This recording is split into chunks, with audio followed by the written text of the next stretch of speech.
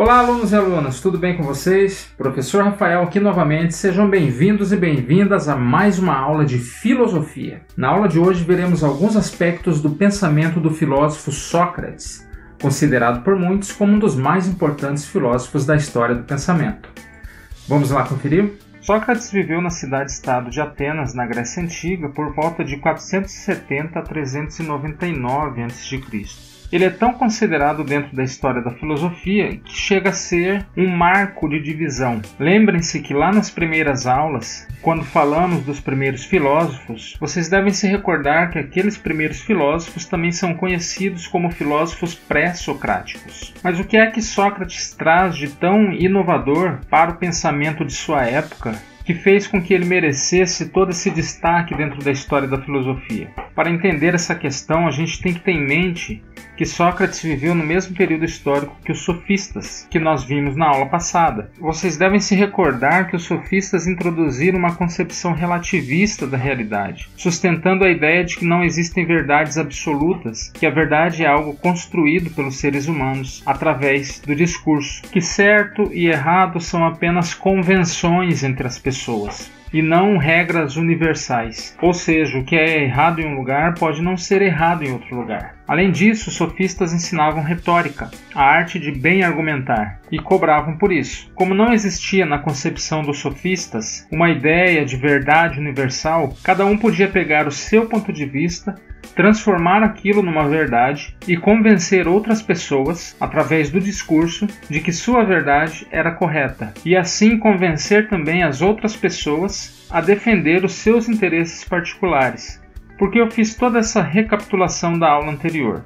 Porque Sócrates não está apenas vivendo na época dos sofistas. Sócrates começa a construir o seu pensamento fazendo oposições e críticas aos sofistas. Ao contrário dos sofistas, Sócrates não cobrava por seus ensinamentos. Ele ensinava sem cobrar nada, pois acreditava que não se deve cobrar para repassar o conhecimento. Enquanto que para os sofistas não existia uma verdade ou certo e errado, Sócrates acreditava que existia uma verdade universal e essencial que podemos descobrir através do exercício do nosso pensamento, através do diálogo, através da conversa.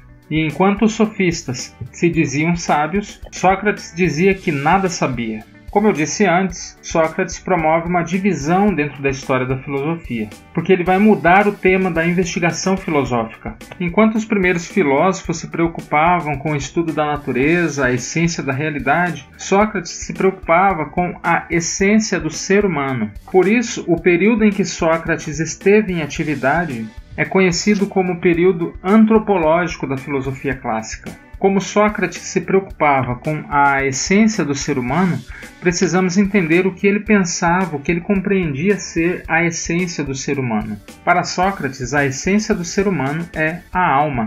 Mas o que ele queria dizer por alma? Para ele, a alma é a nossa razão, a nossa atividade pensante, é nossa personalidade moral e intelectual, ou ainda aquilo que hoje nós chamamos de eu. E para Sócrates era fundamental que a pessoa tivesse um cuidado de si, que a pessoa conheça a si mesma, que ela desenvolva um autoconhecimento através da compreensão da sua própria essência, que é a alma. Se a essência do ser humano é a alma, cuidar de si significa cuidar da própria alma. E como é que cuidamos da alma? A alma, para Sócrates, busca conhecimento e verdade. É através do conhecimento que uma pessoa pode se tornar virtuosa na visão socrática. E através desse pensamento, Sócrates vai estabelecer a distinção entre virtude e vício. Virtude é conhecimento e ignorância é vício. Essa afirmação significa que conhecimento e moralidade estão intimamente relacionados. E para que essa ideia fique mais clara, devemos entender o que Sócrates compreendia por conhecimento. Para se chegar ao conhecimento, Sócrates desenvolveu um método de diálogo conhecido como maiêutica. É um método de diálogo porque Sócrates acreditava que o verdadeiro conhecimento surge da conversa. E é por esse motivo que Sócrates não deixou nada escrito. Tudo o que sabemos sobre Sócrates é através do que outros filósofos da sua época escreveram sobre ele. E a base dessas conversas, desses diálogos socráticos, é sua máxima: só sei que nada sei. Essa máxima, só sei que nada sei, revela uma sabedoria em reconhecer a própria ignorância. Ou seja, você só pode buscar o saber a partir do momento em que tiver humildade de reconhecer que é ignorante. A partir desse momento você se abre para o diálogo e através do diálogo você caminha cada vez mais em direção ao conhecimento e à virtude. Normalmente se divide o método socrático em 2 etapas, mas vocês podem encontrar pessoas que fazem até 4 divisões dentro desse método. Mas vamos ficar com apenas 2 etapas, 2 divisões, para ficar mais conciso. Nessa divisão em 2 etapas, nós começaríamos pela ironia. Dentro do método de Sócrates, ironia significa perguntar fingindo ignorar. Costuma-se dizer que essa é a fase destrutiva do diálogo com Sócrates. Em um diálogo com Sócrates, o argumento do debatedor era desmontado, destruído, mas isso não era por acaso. Antes de passarmos para a próxima etapa do método, vamos ver um exemplo dessa fase destrutiva do método socrático através de um trecho do filme Sócrates de 1971, do diretor italiano Roberto Rossellini. Dá só uma olhada. Guardate Socrate. Ti saluto, Socrate. Oh, guarda il bellissimo Ippia. Era un pezzo che non avevamo il piacere di vederti in città. Dove vai così ben equipaggiato? Vado al ginnasio a pronunciare un discorso sulla genealogia degli eroi. Ti piacerebbe sentirlo? Ho da fare e non posso sfortunatamente accompagnarti. È un discorso che ho già fatto e che tutti mi hanno detto che è molto bello. Mi farebbe piacere avere anche la tua opinione. Hai detto molto bello. Sai dunque cos'è la bellezza? Ah, ma certamente. E saresti capace di spiegarmelo? Facilissimo. Una bella vergine. Socrate, ecco che cos'è bello. Una buona risposta. Ma dimmi, Ippia, si può dire che una bella giumenta è bella? Sì, al mio paese ci sono giumente di gran bellezza. E una bella pentola, Ippia, si può dire che è una bella cosa? Non capisco, mio caro Socrate, che tu ti possa servire di un oggetto così prosaico per parlare di cose così elevate. Oh, che vuoi farci? Sono soltanto un buzzurro. In ogni modo devi ammettere anche tu che una bella pentola è bella. Sì, può darsi. Però la più bella delle pentole a confronto di una bella vergine è brutta. Come la più bella delle vergini sarà brutta se si confronta ad un dio, non è questo che dici? Esattamente. Eppure mi hai detto prima una bella vergine, ecco che cos'è bello. Adesso mi dici che se si confronta ad un dio è brutta, ma non può essere bella e brutta allo stesso tempo. Vedi, non mi dici ancora che cos'è la bellezza. Te lo spiegherò un altro giorno, quando vorrai. Ti saluto. A ideia de Sócrates, ao destruir o argumento de um debatedor, era que tanto ele quanto o debatedor passassem para a próxima etapa do método, que é a maiêutica. Maiêutica em grego significa parto.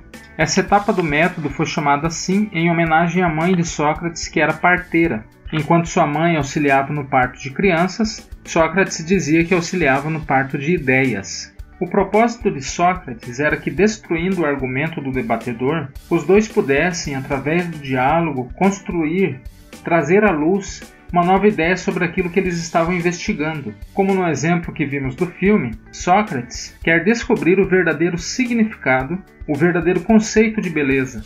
Através do diálogo sobre alguma coisa, nós podemos chegar ao conceito, à essência dessa coisa, que seja aceita por todos. E chegar à essência daquilo que se investiga, chegar a uma ideia universal sobre aquilo que se investiga, seria o verdadeiro conhecimento.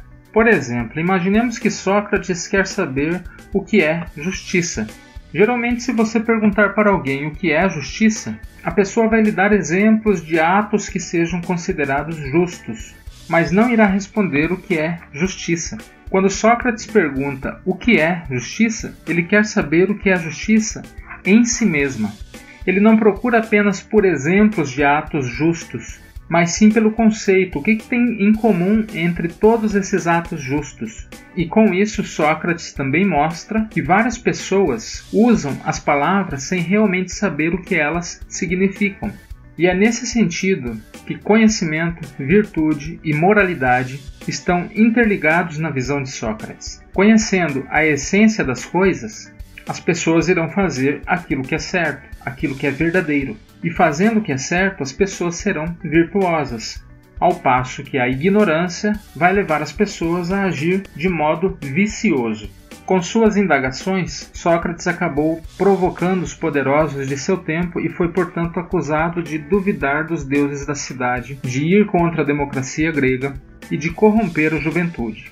Ele foi levado a um júri popular que decidiu por sua condenação. Sócrates foi sentenciado à morte por ingestão de cicuta, um veneno extraído de uma planta com o mesmo nome. Contudo, Sócrates teve a oportunidade de fugir desse destino. O júri permitiu que ele escolhesse ser expatriado, perder a sua pátria, ou ingerir o veneno, a cicuta. Defendendo seus ideais, Sócrates ficou com a segunda opção e aceitou a morte que lhe foi imposta. Bom, alunos e alunas, esses foram apenas alguns aspectos do pensamento socrático. Espero que tenham gostado. Caso tenham dúvidas ou sugestões, deixem nos comentários. Por enquanto é isso. Bons estudos para vocês. Um forte abraço e até a próxima!